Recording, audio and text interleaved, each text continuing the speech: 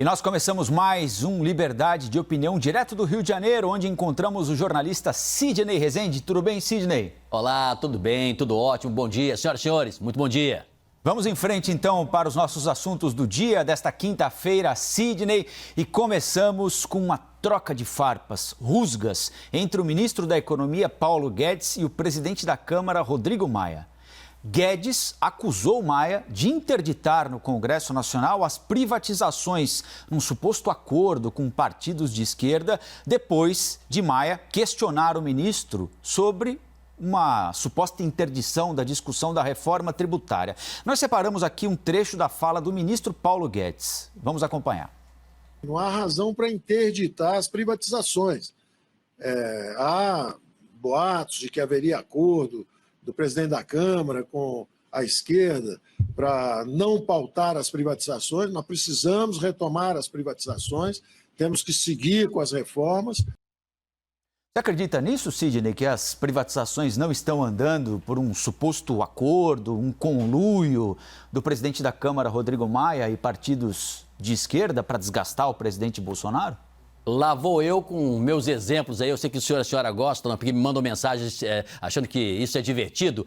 Quando nós tivemos aí menos aglomeração, mais gente em casa por conta da pandemia, 2, 3 semanas depois, os peixinhos voltaram aqui à Baía de Guanabara, o mar ficou mais limpo, as lagoas também, os pássaros começaram a voar mais tranquilamente, apareceram mais animais circulando pelas ruas, que antes eles não apareciam por causa do ser humano, dava a impressão que a natureza estava se revigorando.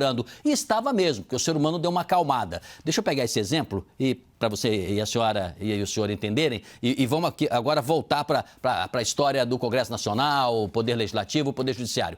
Tem certos momentos que é preciso fechar um pouco a boca, né? Esperar um pouquinho, ter um pouco mais de calma, tratar mais da ação do que do falatório, se estudar melhor as propostas, não anunciá-las antes da hora, conversar com os líderes que têm, de fato, o poder concreto de fazer aquilo funcionar, explicar passo a passo, dialogar, trocar e depois se apresenta para a nação algo bem pesquisado, bem levantado, bem feito. Aqui mesmo eu fiz alguns elogios, essa é a minha opinião, que o governo, quando pretendia capitanear a agenda, ele estava cumprindo o seu papel, né, de poder executivo, ele estava mostrando na área da economia e da política quais são as suas cartas, suas intenções, seus próximos passos. Isso é muito bom. Agora tem aquele ditado, né, tem que combinar com os russos, tem que falar com o outro lado. E aí, quantas vezes elogiei aqui também, quando a articulação é mais profissional, o trabalho tende a ter um melhor resultado no contato do executivo com o legislativo. Vamos então agora para a terceira fase. Quando não se acerta isso, não é acertar de maneira errada, né,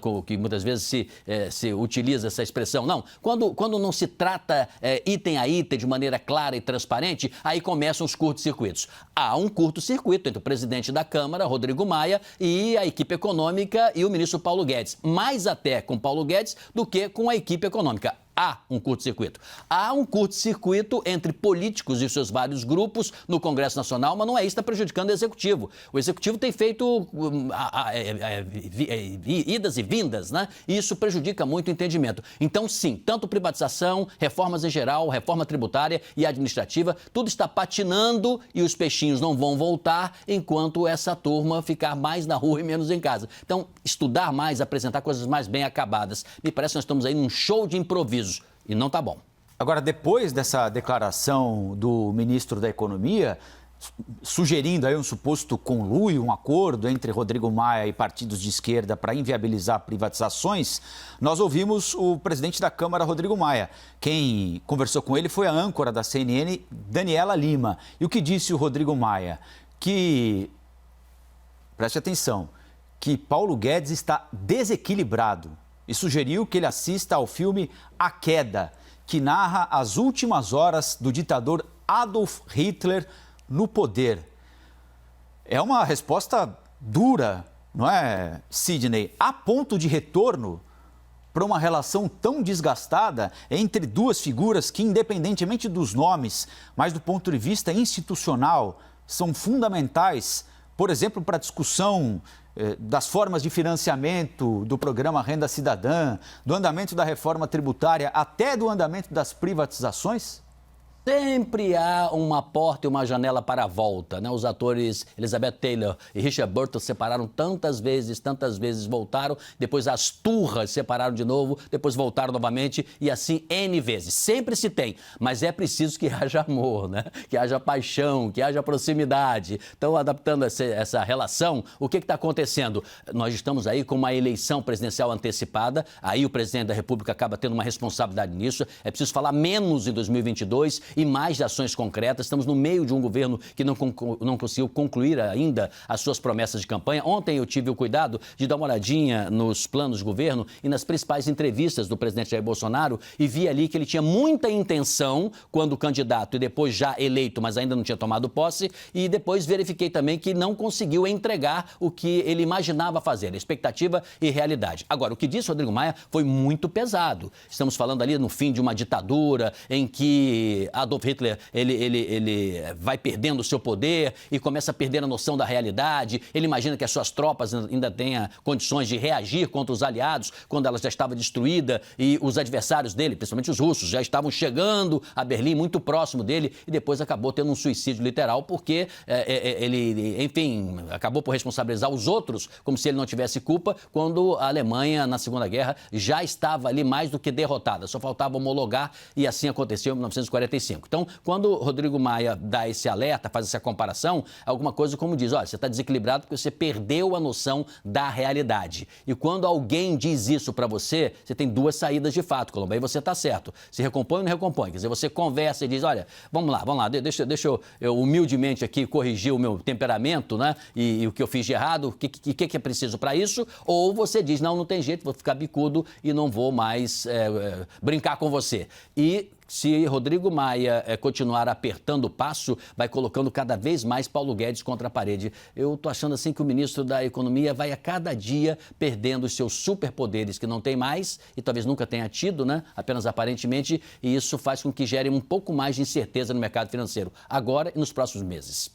Bom, nós vamos falar agora sobre indicação para a vaga de Celso de Mello, decano do Supremo Tribunal Federal, que deixa a Suprema Corte agora em outubro, mês que começa hoje, aliás. Os nossos analistas trouxeram a informação que o desembargador Cássio Nunes saiu agora em busca de apoio no Senado para ocupar a vaga do ministro Celso de Mello. A indicação cabe ao presidente Jair Bolsonaro, que já teria afirmado aos ministros do Supremo Tribunal Federal a intenção de indicar Cássio Nunes, que por enquanto é um dos favoritos ao cargo, né?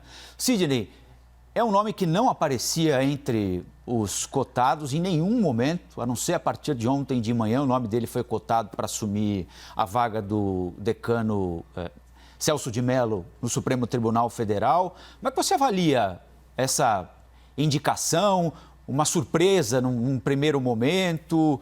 Ele tem os requisitos necessários para ocupar uma vaga tão importante, que é a vaga do decano, o ministro mais antigo da Suprema Corte, uma referência para os outros ministros e para a sociedade em geral, apesar de muita gente concordar ou discordar das decisões dele? Colombo, pode ser que muita gente pense o oposto, né, sobre minhas opiniões, sobre meu pensamento. Eu sou mais conservador, eu sou mais, assim, cuidadoso, né? Então, eu preferiria aguardar o que o presidente Bolsonaro venha a dizer oficialmente, se de fato o seu indicado é Cássio Nunes.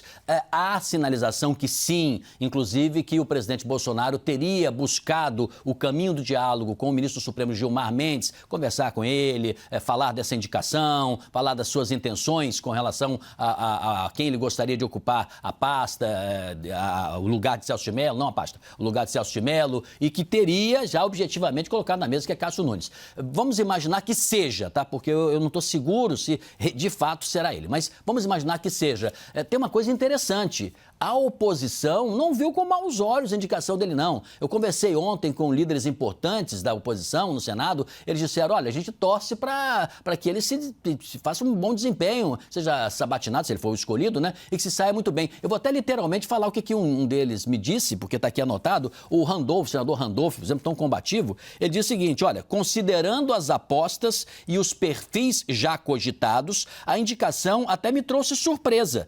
Trata-se de um magistrado com uma carreira consolidada e respeitável. Espero que tenha uma ótima performance na sabatina que faremos.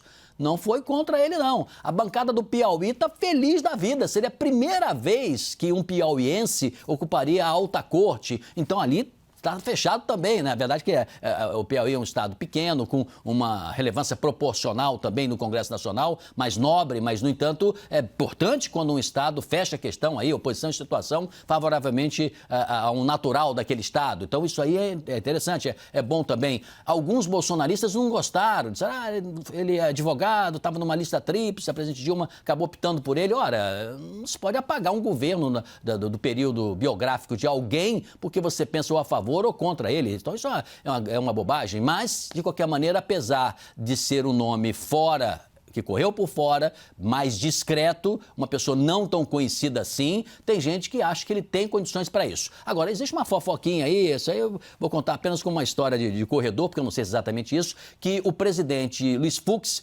não gostaria que fosse alguém com o perfil, né, que Cássio Nunes tem, que ele teria até alguém para indicar, seria o ministro Salomão, que está no Superior Tribunal e seria melhor para a função, ou seja, ele gostaria de alguém com conhecimento ainda mais profundo. Esse rapaz é jovem, 48 anos, o Cássio, né? Vai ficar mais 27 anos ali na corte. Então, eu preferiria, voltando ao início da minha fala, esperar um pouquinho o presidente oficializar. Vai que não é esse nome, fica aí balão de ensaio, a gente fala um monte de bobagem aqui, não é, né? Tem que esperar um pouco. Agora, você acha, Sidney, que dado o perfil do presidente da República, ele pode digerir mal essa boa aceitação, digamos assim, de alguns partidos que fazem oposição a ele, ao nome que ele vai indicar ou pretende indicar para o Supremo Tribunal Federal?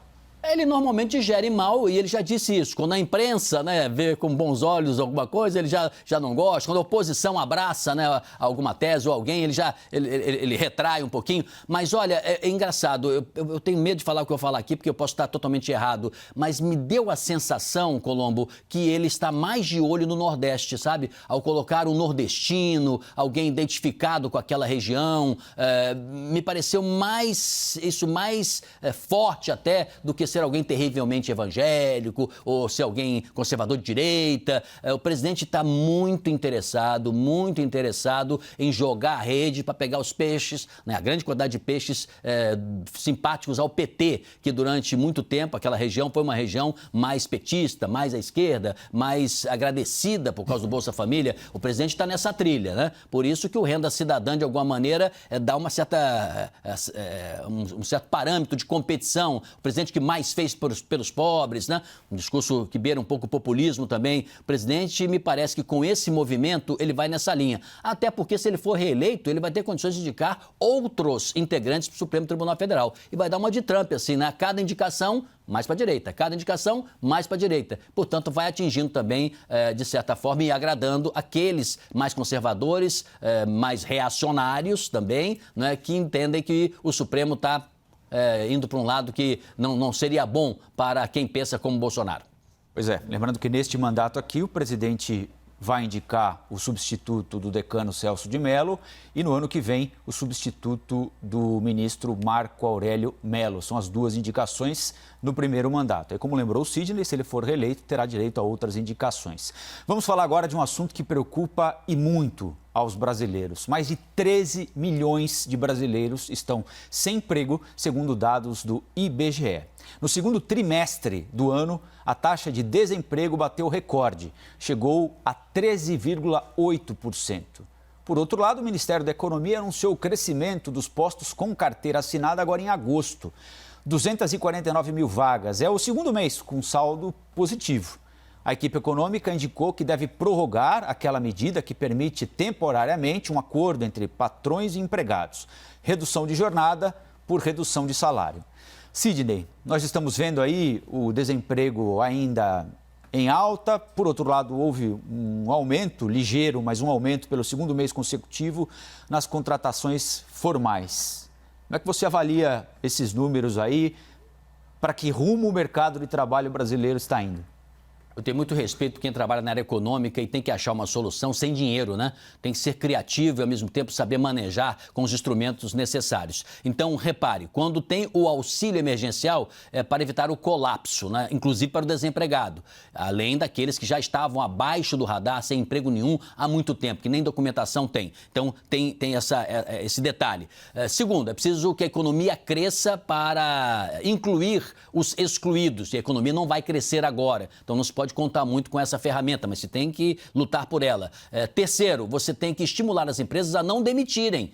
Essa medida é possível fazer, por isso que você comentou muito corretamente, lembrou que esta prorrogação, né, de se permitir que o trabalhador fique mais 30 dias e quem sabe mais adiante novo adiamento, para que pelo menos ele continue no mercado de trabalho. Ou flexibilizar as relações, ainda que não seja o salário inteiro, mas que ele receba uma parte, mas continue empregado. Hoje começou a ser estratégico para quem é empregado lutar muito pelo seu emprego, que seja às vezes numa condição diferente do que ele tinha antes, né?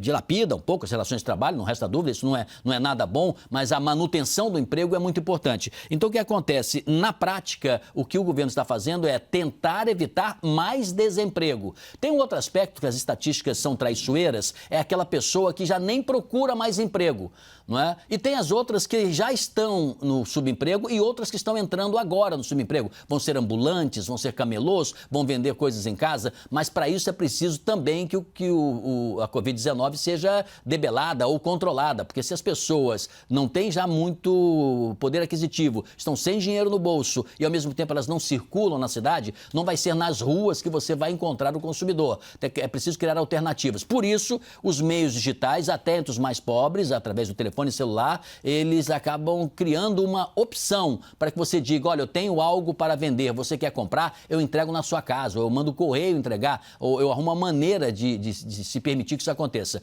Colombo, eu estive em São Paulo aí, né, tive o prazer de trabalhar com a sua equipe, nós ficamos juntos aí, no ar aqui, batemos um papo. Eu verifiquei que em São Paulo a quantidade de motoboys que estão circulando é muito grande. E me preocupei, inclusive, muitos deles ultrapassando, que se chama de semáforo, né, os sinais de trânsito, com bicicletas e motocicletas. O que é isso? É uma realidade do subemprego e da dificuldade que se tem hoje em dia de você sair do ponto A para o ponto B. Eles é que estão fazendo esse elo. São aquelas formiguinhas atômicas que estão levando produtos, além de comida, inclusive, mas principalmente comida, alimentação, para os trabalhadores que estão no mercado de trabalho que não podem circular. Então, com menos circulação, tem que se achar saída. É isso que a equipe econômica está lutando, evitar mais desemprego. Eu acho que ameniza, mas não resolve. Essa sua impressão sobre São Paulo é absolutamente correta.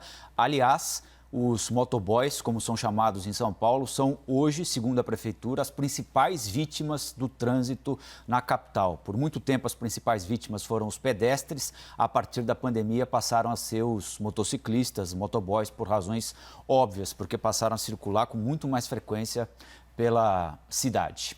Bom, vamos trocar de assunto, porque a Frente Parlamentar Mista Ética contra a Corrupção, Sidney, promove um debate hoje na Câmara sobre um assunto, certamente você já ouviu falar muito dele, Sidney, quem está nos acompanhando aqui também muitas vezes, sobre o foro especial por prerrogativa de função, que é o tal do foro privilegiado. Tema que está parado, às vezes vai, às vezes volta, mas pelo menos desde 2017 foi e não voltou na Câmara dos Deputados. Uma proposta feita pelo senador Álvaro Dias. O foro privilegiado é um mal em si?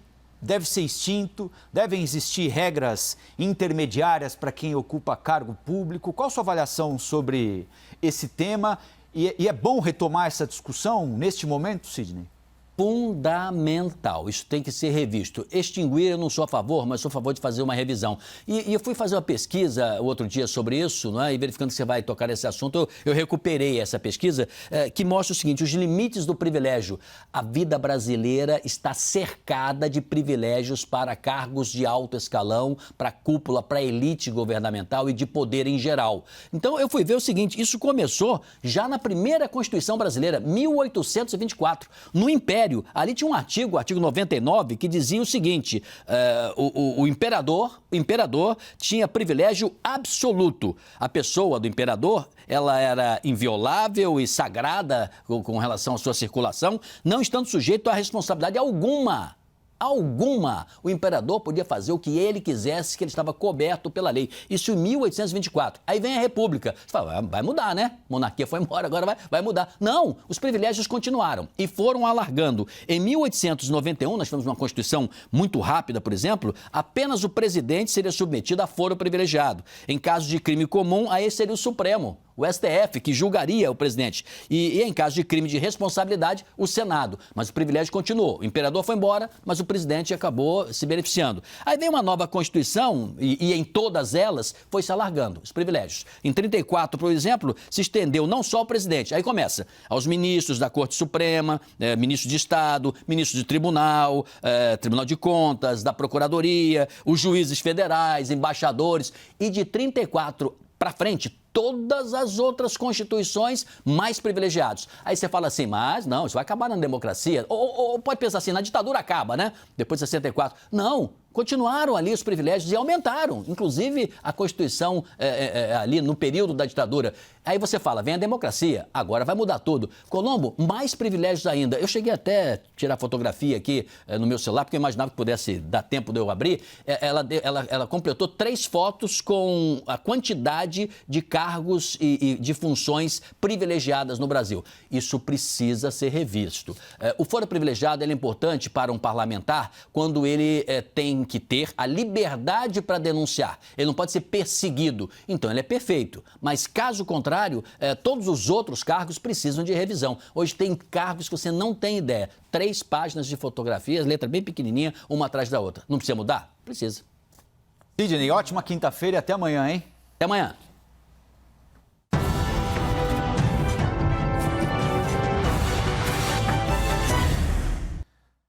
As opiniões emitidas pelos comentaristas do quadro não refletem necessariamente a posição da CNN.